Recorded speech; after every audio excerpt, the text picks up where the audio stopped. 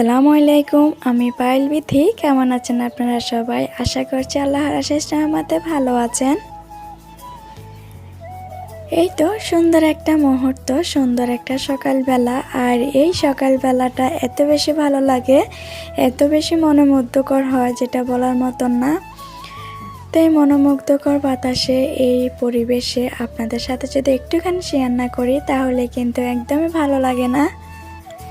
তাই তো দেখুন, ওই দিন যে বাসিম বাবা মানি প্লান্ট যে গাছগুলো এনেছিল, তো সেগুলোকে কিছুটা আমি পানিতে রেখেছি আর একটা এনে মাটিতে পুঁতে দিয়েছি। জানি না এটা হবে কি না।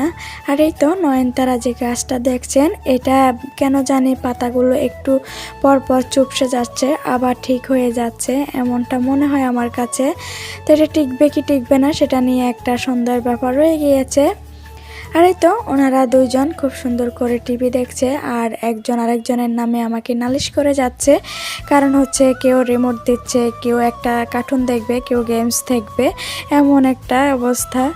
তারই তো মানি প্ল্যান্ট গাছগুলো, এগুলোকে আজকে পানি চেঞ্জ করে দিব, পানি চেঞ্জ করে আবার দিয়ে দিব। আর এগুলো খুব সুন্দর করে হয়ে গিয়েছে। তার মাঝে কিন্তু আমাদের নাস্তাটা কমপ্লিট হয়ে গিয়েছে। তাই তো নাস্তা কমপ্লিট করার পরে যখন এক কাপ চা না খেতে পারে তাহলে কিন্তু সত্যি খুব খারাপ লাগে, মনে হচ্ছে যে শরীরটা একদমই চাঙ্গা হচ্ছে না। তো সেজন্য কিন্তু এক কাপ চা অবশ্যই খেয়ে নিতে হয়। আর সেটা যদি হয় বারান্দার ধারে জানলার পাশে বসে বসে, তাহলে তো কথাই নেই। এই তো আমি সবসময় এক কাপ চা নিয়ে এই জানলার ধারে এসে যখন বসি, সত্যি বলতে চাটা খেতে যেরকম শরীরটা চাঙ্গা হয়ে যায়, তখন কিন্তু এই যে বাইরের দৃশ্যটার দিকে তাকাতে মনটা একদম পুরে ভরে যায়। আর এদিকে গতকাল রাতে বাসিমের বাবা কিছু বাজার নিয়ে এসেছিল, বেশ কিছু বলা যায় বাচ্চাদের জন্যই। তো বাচ্চাদের বিস্কিট, নুডলস এগুলো শেষ হয়ে গিয়েছিল, তো সেই জন্য কিন্তু যে এগুলা নিয়ে এসছে। তো আর আমার কিছু মশলাপাতিও নিয়ে এসেছে, যেহেতু আমি যে বছরে যে মশলাটা আমি বানাই সেটা আর কি। তো গত কয়েকদিন যাবতে অনেক আপুদের ব্লগেই দেখছি সবাই কিন্তু রৌদ্রের মধ্যে খুব সুন্দর করে মশলাপাতি শুকাচ্ছে আর সেগুলোকে খুব ভাঙাবে এমন। তো আমার তো আজকে কয়েকদিন যাবত অতটা বেশি রোদ নেই, খুবই বৃষ্টি বা মেঘাচ্ছন্ন আকাশ, এরকম রোদের কোনো রকম তাপ খুঁজে পাচ্ছি না। তো সেজন্য আমার মনে হয় অন্য পদ্ধতি নিতে হবে। আর কী পদ্ধতি নিব এটা কিন্তু আমি নেক্সট একটা ভিডিওতে আপনাদের সাথে শেয়ার করে নেব, অবশ্যই দেখে নেবেন। আর এই তো বাচ্চাদের যে খাবারগুলো ছিল, যেগুলো গ্রোসারি আইটেম ছিল, সেগুলো একটা পটে রেখেছি। আর যেগুলো বাচ্চাদের নাস্তা বিস্কিট এগুলো, সেগুলো কিন্তু একটা বক্সে ঢুকিয়ে রাখছি। আর এগুলো হচ্ছে বাচ্চাদের জানি না কয়দিন যাবে।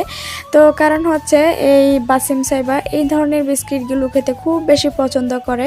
আর যখন এই বাসিম বাবা সুপার শপে যায়, জেলে কিন্তু এগুলো অনেকগুলো একসাথ করে নিয়ে আসে, যেহেতু সকালে স্কুল টাইমে ওদেরকে দিতে হয় কিংবা বিকেলে নাস্তা হিসাবেও দিতে হয়। অনেক খাবারে বাচ্চারা খেতে চায় না, তো বিস্কিটটা হচ্ছে আমার কাছে খুবই সহজ পদ্ধতি আমার মনে হয়। আর এই তো এখানে কিছু পিৎজা বানানোর জন্য কিছু আইটেমও নিয়ে এসেছি। অনেক দিন যাবতে ভাবছি যে পিৎজা বানাবো, আর বাসিমও খুব পিৎজা খাওয়ার জন্য বায়না করছিল, তো এই জন্যে কিছু পিৎজার জিনিস নিয়ে এসেছি। আর এখানে হচ্ছে একটা মোজারেলা চিজ, এই মোজারেলা চিজটাও নিয়ে এসেছি পিৎজার দেওয়ার জন্য। আসলে পিৎজার টেস্ট কিন্তু এই মোজারেলা চিজ, পিৎজা সস এইসবে। তাই তো সবগুলো কিন্তু শেয়ার করে নিচ্ছি। আর এই তো দেখে নিন আমার যে বাৎসরিক যে মশলা আমি গুঁড়ো করে রাখি, সেই মশলার আয়োজন। তো এটা যদিও আমি জানি না, এটা সম্পূর্ণ আমার আম্মু লিস্ট করে দিয়েছিল। তো আম্মুর লিস্ট অনুযায়ী কিন্তু এই মশলাপাতিগুলো আনা হয়েছে। আর এই মশলা বানানোর পর আমার কমসে কম 1-1.5 বছর চলে যায় অনায়াসে, আমি আর কোনো রকম প্যারা নিতে হয় না। এটা মাংসে কিংবা বিরিয়ানি, খিচুড়ি যে কোনো জিনিসের সাথে এই মশলাটা ইউজ করা যায়, আমার কাছে তো বেশ ভালোই লাগে। আর এই তো শখের কিছু জিনিস কিনে নিয়ে এসেছি, যেহেতু একসাথে গিয়েছি আর হাজব্যান্ডকে কিছু ধরাবো না, সেটা তো হতেই পারে না। তো নিজের শখ থেকেও কিন্তু শখের এই জিনিসগুলো অনেক দিন ধরে কিনবো করে ভাবছি।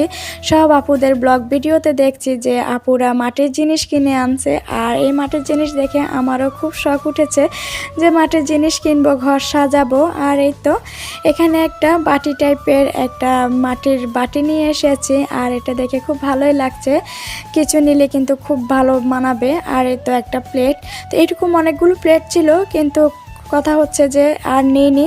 এই যে রঙের যে একটু একটু চাপ সেগুলো কিন্তু কেমন জানি হয়ে আছে প্লেটের মধ্যে। তো বাসিম বাবা বলছে এভাবে নিলে কিন্তু ভালো দেখাবে না, একদম প্লেন যদি হতো তাহলে কিন্তু সুন্দর লাগতো। এই যেমন বাটিটা কালারটা যেমন, ওই প্লেটের কালারটা কিন্তু তেমন দেখা যাচ্ছে না। তো সেই জন্য আর একটাই মাত্র প্লেট নিয়েছি আর একটা বাটি নিয়েছি। বাসিম বাবা বলল যে পরবর্তীতে অন্য কোনো কালেকশন আসলে অবশ্যই আমি তোমাকে নিয়ে দিব। তো সেই আশায় রয়ে গেলাম।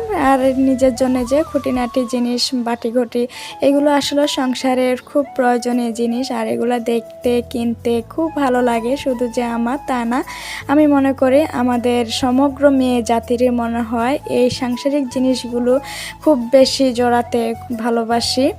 বিয়ের আগে যেমন কসমেটিক্সের প্রতি কিংবা মা বাবাকে প্রেশার দিয়ে কোনো কিছু নেওয়ার প্রতি আকর্ষণ থাকতো, এখন কিন্তু সংসারের জিনিসের প্রতি সেই আকর্ষণটা চলে আসে নিজের প্রতি না থাকলেও। আর এই তো অনেকক্ষণ ধরে বকবক করছি, আর আপনাদেরকে কিন্তু সে একটা পুরনো রিকোয়েস্ট ঠিকই করা হয়নি। আর যদি আপনারা এটা বুঝে যান তাহলে তো আপনাদেরকে অসংখ্য ধন্যবাদ। তো যারা বোঝেননি তাদের জন্যই বলছি, প্লিজ ভিডিওটা দেখা শুরু মাত্রে একটা লাইক দিয়ে দিবেন। আর যদি আপনারা নতুন কেউ ভিজিট করে থাকেন আমার চ্যানেলটি, অবশ্যই আমার চ্যানেলটি সাবস্ক্রাইব করে আমার পাশেই থেকে যেতে পারেন। আর যারা অলরেডি লাইক দিয়ে আমার ভিডিওটা দেখা আরম্ভ করেছেন তাদেরকে অসংখ্য অসংখ্য ধন্যবাদ। আরে তো আমি যেভাবে দোকানের মতন একদম কি বলবো, বাইরে যেভাবে ওরা পপকর্ন বিক্রি করে একদম সেরকম পপকর্ন উঠতে বানিয়ে দিচ্ছি। আমি কখনোই বাইরের পপকর্ন কিনে এনে বাচ্চাদেরকে খাওয়াই না, কারণ হচ্ছে এক মুহূর্তে পপকর্নের দাম কিংবা যে ভুট্টার দাম হয়ে যায় 10 টাকা। তো সেটার কি প্রয়োজন, একসাথে 1 কেজি 2 কেজি কিনে নিয়ে চলে আসে আর বাচ্চাদেরকে ঠিক দোকানের মতন বানিয়ে খাওয়ায়। আর এতে করে বাচ্চারা অনেক বেশি খুশি হয়, নাস্তারও একটা আইটেম হয়ে যায়। তো আমি কিন্তু প্রায় সময় এই কাজটা করে থাকি। এই যে দেখুন খুব সুন্দর করে কিন্তু পপকর্নগুলো ফুটে যাচ্ছে, আর দেখো বেশ ভালোই লাগছে, খুব সুন্দর মতন, একদম একটাও থাকবে না, সবগুলো ফুটে যাবে। হালকা একটু তেল দিয়ে, তেলের মধ্যে একটু লবণ ছিটিয়ে তারপর হচ্ছে ভুট্টাগুলো দিয়ে একটু নাড়াচাড়া করলেই কিন্তু খুব সুন্দর করে পপকর্নগুলো ফুলে ফুলে উঠে যায়। এই যে দেখতেই পাচ্ছেন। আর এই তো মাটির পাত্রতে দিয়ে এখন বাচ্চাদেরকে দিব। আর এটাতে যখন আমি এই যে পপকর্নগুলো ঢেলেছি তখন সত্যি কথা বলতে খুব বেশি ভালো লেগেছে, যে এত বেশি ভালো লাগছে বলার মতন না। কারণ শখের জিনিসের মধ্যে যখন কোনো খাবার বানিয়ে রাখা হয় তখন কিন্তু আসলে অনেক বেশি ভালো লাগে। জানি না এটা কার কার মধ্যে হয়, কিন্তু আমার মধ্যে খুব বেশি হয়। আর বিশেষ করে নতুন শখের যে জিনিসগুলো থাকে সেগুলো কিন্তু সুকেশে সাজিয়ে রাখতেই বেশি ভালোবাসি। তবে আজকে কেন জানি মাটির বাটিতে একটু খাবার বেড়ে খুব শখ হয়েছে, তো সেই জন্য খাবারটা বেড়ে নিলাম।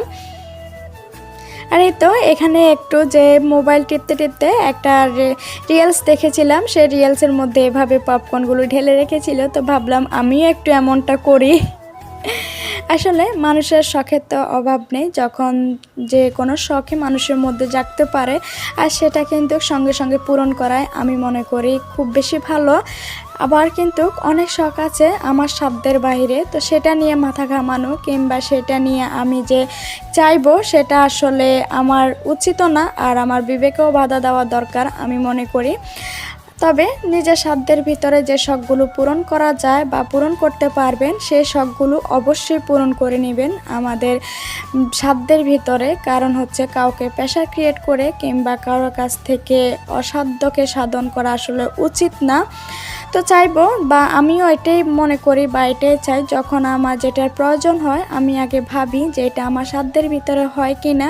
যদি হয় তখনই কিন্তু হাজব্যান্ডের কাছে বায়না করি, আর যদি দেখি যে না এটা আমার সাধ্যের বাইরে, আমি এটা বায়না করলেও পাবো না, তো তখন কিন্তু আমি সেরকম কোনো কিছুই বায়না করি না বা বলিও না। এতে করে হয় কি সংসারের সুখ শান্তি সব কিছুই কিন্তু সুন্দর বজিয়ে রাখা যায়।